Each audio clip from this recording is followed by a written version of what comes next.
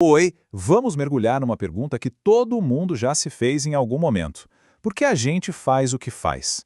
Sabe aqueles hábitos que parecem estar no piloto automático? Ou aquelas decisões que a gente pena para tomar?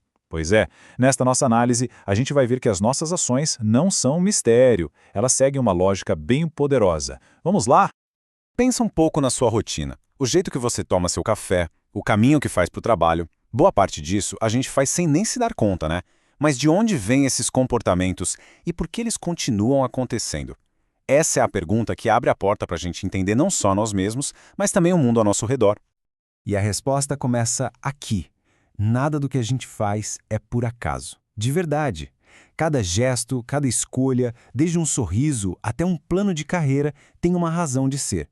Não somos só um monte de reações aleatórias. Existe sim uma lógica bem forte por trás de tudo. E aqui é que está a grande sacada. Sabe a seleção natural de Darwin, que explica a evolução das espécies? Uma ideia parecida se aplica ao nosso comportamento. Nossas ações são selecionadas pelas consequências que elas geram. Aquelas que dão certo, que trazem algum resultado positivo, tendem a se repetir. Já as que não funcionam, bom, essas acabam sumindo. É um processo de adaptação o tempo todo.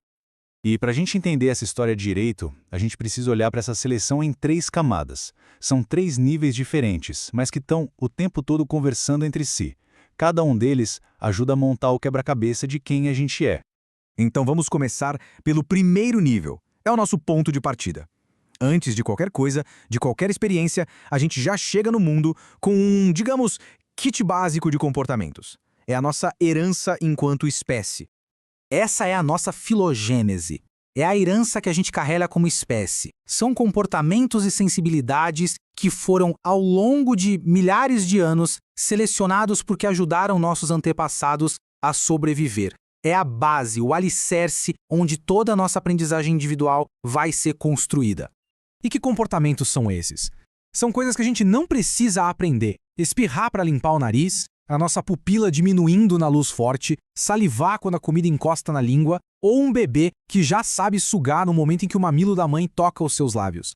São respostas automáticas que já vêm com a gente e são fundamentais para a sobrevivência. Esse kit de ferramentas inicial é só o pontapé. A partir daí, a gente começa a aprender de um jeito único, através da nossa interação direta com o mundo que nos cerca. Beleza, agora vamos para o segundo nível. E é aqui que a história fica mais pessoal. É aqui que a jornada de cada pessoa se torna única. A ontogênese é exatamente esse processo de aprendizagem que acontece ao longo da vida, sendo formado pelas nossas experiências pessoais. É como se o ambiente fosse esculpindo, pouco a pouco, o repertório de comportamentos de cada um. Esse é o nível da ontogênese. É a seleção que acontece ao longo da nossa vida. É a nossa história particular de aprendizagem. Cada conversa, cada tarefa, cada resultado das nossas ações vai, pouco a pouco, modelando quem a gente é e como a gente age.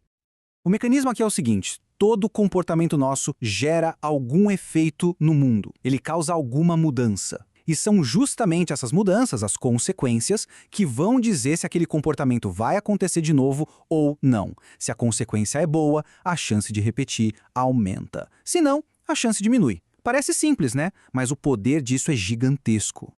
Um exemplo ótimo de como isso funciona é o processo de modelagem. Imagina um bebê.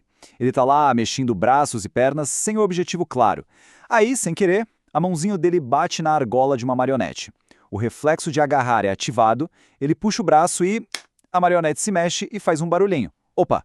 Essa consequência, o movimento e o som, reforça a ação de puxar. Da próxima vez, ele talvez puxe de novo. E com o tempo, o que era um movimento aleatório vira uma ação precisa e de propósito. É assim que a gente aprende coisas complexas. As consequências, então, podem funcionar de 2 formas principais. De um lado, a gente tem o reforço, que é quando uma consequência fortalece uma ação. A criança fala por favor e ganha o que queria. A chance dela usar o por favor de novo, claro, aumenta. Do outro lado, tem a extinção. É quando a gente remove a consequência. A mesma criança diz por favor, mas dessa vez não acontece nada. Ela é ignorada. Com o tempo, a tendência é que ela pare de pedir por favor.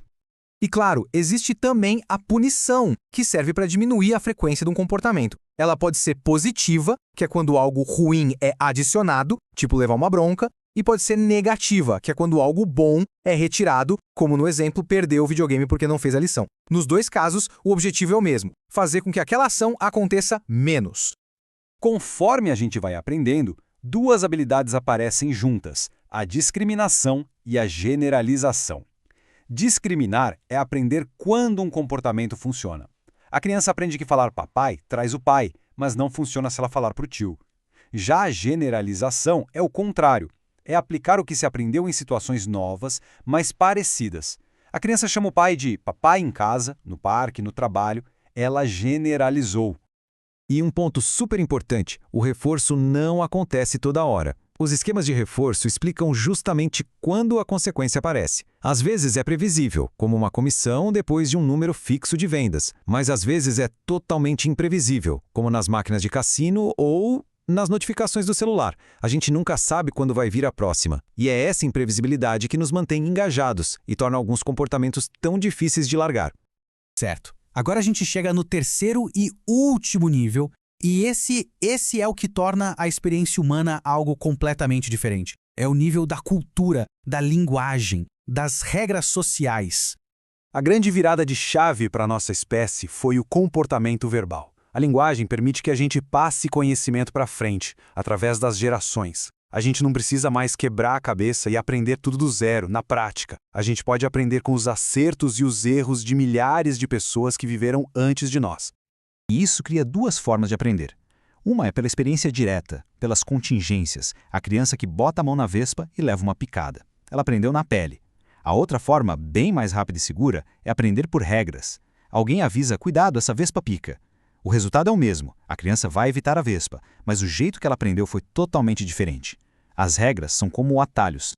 Muito bem, chegamos ao final do nosso percurso. Agora é hora da gente juntar todas essas peças e entender como esses três níveis trabalham juntos o tempo todo. Então, no fim das contas, o que nos define? Somos o produto da interação constante desses três níveis. A nossa base biológica, que veio da evolução da espécie, a nossa história de vida única, cheia de aprendizados, e, por fim, a cultura onde a gente vive, com suas regras e valores. Nenhum desses níveis explica tudo sozinho. Eles estão sempre se influenciando. Essa frase resume tudo de forma brilhante. A nossa vida em sociedade é essa busca constante por equilíbrio entre o que a gente aprendeu individualmente e o que o nosso grupo, a nossa cultura, espera da gente. É uma dança constante entre o eu e o nós. E a parte mais legal de entender tudo isso é o que a gente pode fazer com esse conhecimento. Se a gente entende que as nossas escolas, empresas, a nossa sociedade como um todo são ambientes que selecionam comportamentos, a gente pode começar a planejá-los de um jeito melhor. A gente pode criar culturas baseadas no reforço positivo que incentivem o bem-estar de todo mundo. E para a gente fechar, fica aqui uma reflexão. No seu dia a dia, agora mesmo, quais são as consequências que estão, talvez silenciosamente, selecionando o que você faz? Pensar nisso é o primeiro passo para a gente entender a nossa própria história e, quem sabe, começar a escrever os próximos capítulos. É isso, pessoal. Até a próxima!